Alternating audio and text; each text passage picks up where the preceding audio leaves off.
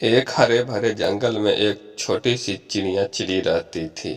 चिड़ी के पंख सुनहरे और रंग बिरंगे थे, जिससे वह सभी चिड़ियों को बीच खास लगती थी। उसकी मधुर चहचहाहट से पूरी जंगल गूंजता रहता था। चिड़ी की एक खास बात थी कि वह हमेशा किसी न किसी की मदद करने के लिए तैयार रहती थी, चाहे वह छोटी सी मदद क्यों ना हो। एक दिन चिड़ी ने पेड़ के सबसे ऊंची डाली पर बैठी थी और नीचे जंगल की खूबसूरती का आनंद ले रही थी। अचानक एक तेज हवा का झोंका आया और चिड़ी अपने आप को नहीं संभाल पाई। वह नीचे गिर गई और उसका एक पंख टूट गया। दर्द से तड़पती हुई चिड़ी ने अपने आप को असहाय महसूस किया और उड़ने में असमर्थ थी और अपने घर तक भी नहीं पहुंच पा रही थी।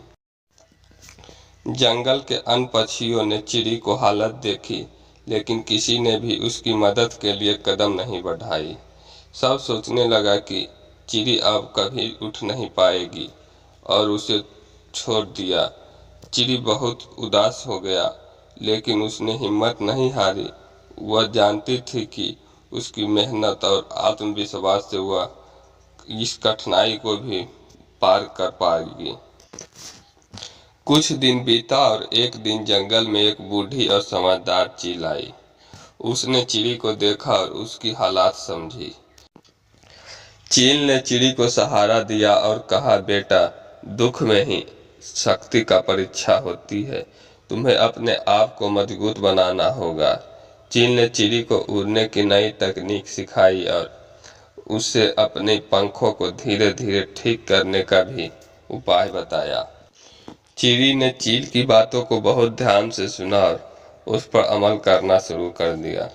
दिन रात की मेहनत और अभ्यास के बाद चिड़ी का पंख धीरे धीरे ठीक होने लगा। वह पहले की तरह फिर से उड़ने लगी और उसके आत्मविश्वास में भी वृद्धि हुआ। जंगल के सभी पक्षी उसकी मेहनत और दृढ़ता को लेकर चकित रह गया।